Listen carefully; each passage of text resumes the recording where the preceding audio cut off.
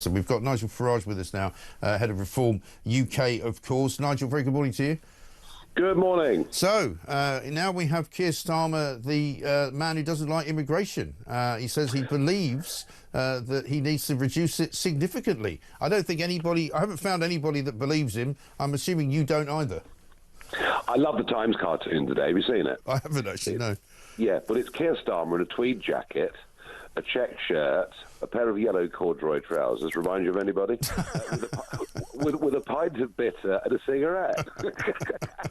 Well, I mean, people said if you'd actually taken his words and put them into your mouth, people would have no doubt castigated you for being a ghastly right-wing, horrible piece of work that wanted to do nasty things to foreigners. Oh, if I'd said a country of strangers, I mean, my God, I'd need armed support to walk down the street. Absolutely right. It's incredible, though, isn't it? I mean, I just asked Robert Jenrick. He didn't really have an answer. How is The political earthquake that hit Westminster today didn't begin with fireworks. It started with routine debates and familiar rhetoric. But behind the scenes, pressure had been mounting for weeks. That pressure finally broke through when it became clear that Prime Minister Keir Starmer no longer held the confidence of Parliament. In a rare and dramatic display of cross-party consensus, MPs from every corner of the chamber effectively turned their backs on his leadership. I have ambitions for reform to be the biggest party at the next general election. But you have to bring in the Tories. You have to do something with the Tories to get to that position, don't you? Or you think you can somehow get reform to the biggest party without the Conservative support? It just doesn't seem to add up. Well, no, nothing I've ever done's added up. Fighting to leave the European Union didn't add up. There are many unlikely things that happen in the world of politics. Look, we've just finished a general election. You know, I'm laying out a 5-year plan with a very, very capable, competent young businessman called Zia Youssef, who's now chairman of the party, and we are building a national political party.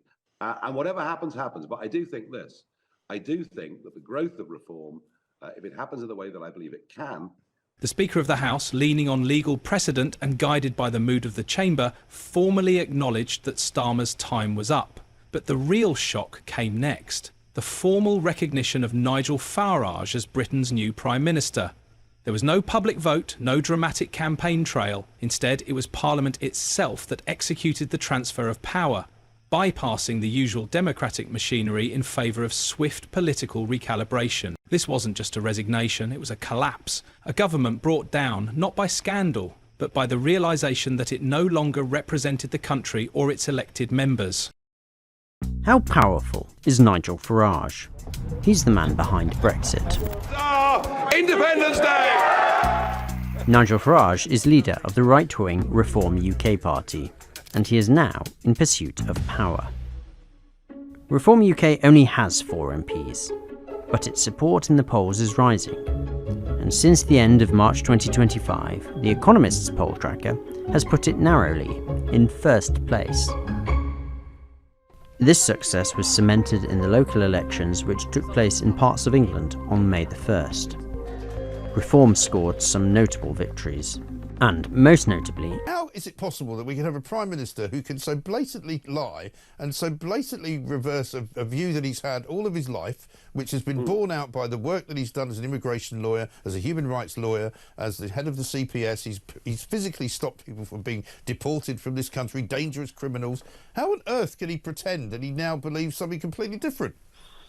Well, absolutely. He's a complete fraud in every single way, but of course it typifies modern professional career politics. Yeah. Don't believe in the blooming thing. It's the pursuit of power for the sake of power rather than what you can do with it. So look, what he has done, though, is he's made a very big strategic error when it comes to the left of British politics.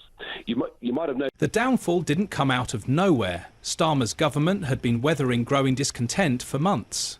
The early cracks formed around controversial policies, particularly on taxation, digital surveillance and civil liberties, that alienated both progressives and centrists. The very base that once rallied behind Labour began to drift, accusing the leadership of abandoning working-class concerns in favour of bureaucratic control and tech. Public frustration only grew louder. Protests spread across major cities, polling numbers nosedived, and Labour's own MPs started to speak out. The government's silence on civil unrest and economic strain didn't help. Nor did the increasing perception that decisions were being made behind closed doors, far from the communities they affected.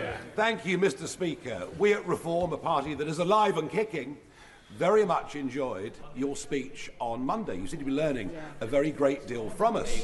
But can I encourage you, please, to go further as a matter of national security? As a matter of national security. Over the weekend, an illegal immigrant from Iran, who we believe came by boat, was arrested in the north of England on serious charges of terrorism. Since the speech on Monday, 1,000 young, undocumented young males have crossed the English Channel. Does the Prime Minister agree? Now is the time to declare the situation in the English Channel as a national security emergency. It wasn't my speech, it was the Prime Minister's. Mr. Speaker, the situation is serious. The last government lost control of the borders. We are taking powers. The Borders Bill, precisely to his point, the Borders Bill is the first bill to give terrorism-like powers to law enforcement, precisely so that we can get in before the crimes are committed, before people get to this country. That's right. This is the most far-reaching provision ever for law enforcement to defend and secure our borders. And that's why it is extraordinary that he, of all people, voted against it. And sooner or later he's going to explain it. Amanda Martin.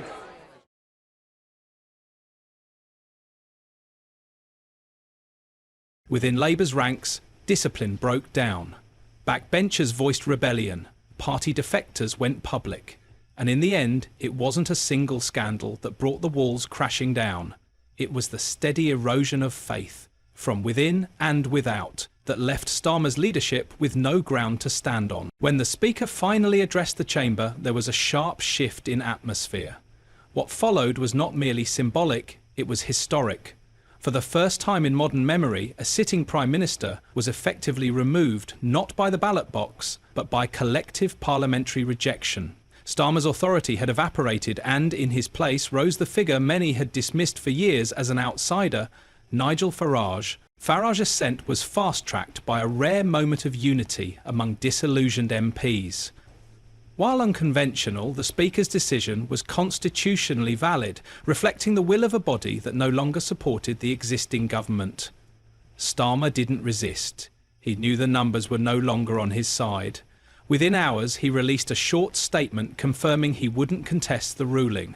No televised defence, no press conference, just a quiet retreat. As for Farage, his return to the political stage was as bold as expected. He stepped up not as a protest voice, but as the incoming Prime Minister, armed with populist momentum, widespread name recognition, and a promise to overhaul what he called a broken system. Within hours of the announcement, the Labour Party descended into chaos.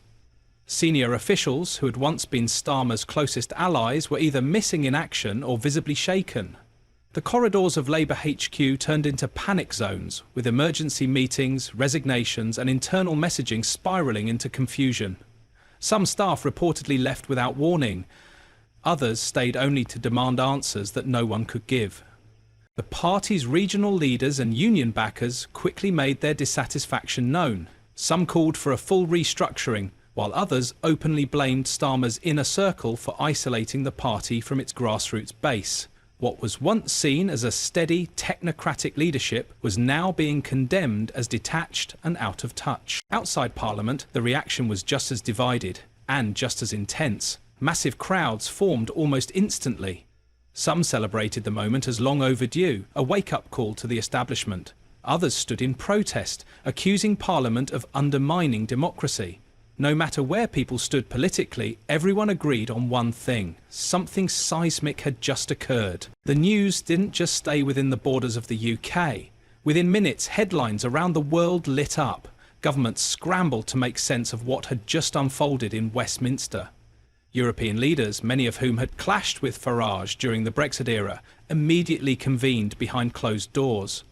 The mood was cautious, with quiet concerns about the potential unravelling of existing agreements and diplomatic norms. In Washington, the US State Department issued a short but telling statement urging calm and stability. Analysts on both sides of the Atlantic speculated about what this leadership shift might mean for NATO coordination, trade, and international climate commitments. After years of carefully mending post-Brexit relationships, Farage's appointment posed a brand new set of uncertainties. Markets reacted fast. The pound dipped sharply in early trading before levelling out once it became clear that Farage would not immediately dissolve existing fiscal policies. Investors, though jittery, held back on panic. But one thing was obvious. Confidence would hinge on Farage's first major policy steps in the coming days. Farage wasted no time stepping into the role. Within a single day, he began assembling the framework for a new government. But instead of defaulting to the usual Westminster veterans, he cast a wider net. Sources close to his team revealed outreach efforts targeting a mix of former Conservative MPs, independents, and prominent voices from outside traditional politics. People known more for real-world experience than political pedigree. His message was clear. This would not be business as usual. Farage intended to form a cabinet that could speak directly to ordinary citizens, not just party insiders. Early rumours pointed to appointments from the military, small business sectors, and public service circles. This shift was more than symbolic. It was a calculated rejection of the establishment's revolving door of career politicians. Still, challenges loomed. Forming a stable coalition with such a diverse cast of figures would require careful negotiation and compromise. But, for now, Farage had the numbers, the mandate, and the momentum to shape the early days of his administration on his own terms. While Farage moved swiftly to consolidate power, Labour was left to pick up the pieces. The party that once claimed to represent the backbone of Britain found itself lost in its own reflection. Calls for a full leadership contest erupted almost immediately. Activists demanded a membership-wide vote, while others pushed for a deep policy audit to determine where things had gone so wrong. Some feared a permanent fracture if the party failed to course-correct fast. The internal debate wasn't just about replacing Starmer. It was about redefining Labour's purpose. Should it double down on its technocratic path, or return to its working-class roots? As pressure mounted, factions began to clash behind the scenes, with unions and regional leaders demanding greater influence in the next phase. Meanwhile, the Conservative Party, still reeling from its own identity crisis and a series of electoral blows, was left sidelined. Some of its MPs expressed cautious interest in Farage's coalition, while others worried about being politically outflanked. Populism had just seized the centre stage, and both legacy parties were forced to reckon with the reality that voters were done waiting politely for change. As the dust begins to settle, one thing is certain. Britain has crossed a political threshold few saw coming. The traditional machinery of leadership, the slow marches toward elections, the cautious reshuffles, was swept aside in favour of immediate action. Farage now stands at the centre of it all, armed with public momentum but facing towering expectations. Can he hold together a coalition built on rebellion rather than party loyalty? Will he deliver on promises to fix what he calls a broken system? Or will the challenges of governing grind his movement down before it even starts? For voters, this isn't just about a new Prime Minister. It's about whether this sudden upheaval marks the beginning of long overdue reform or simply a louder version of the same old playbook. Parliament has changed, power has shifted, but the deeper transformation of trust, of governance, of identity has only just begun. If you enjoyed this breakdown, don't forget to like and subscribe to the channel for more updates like this.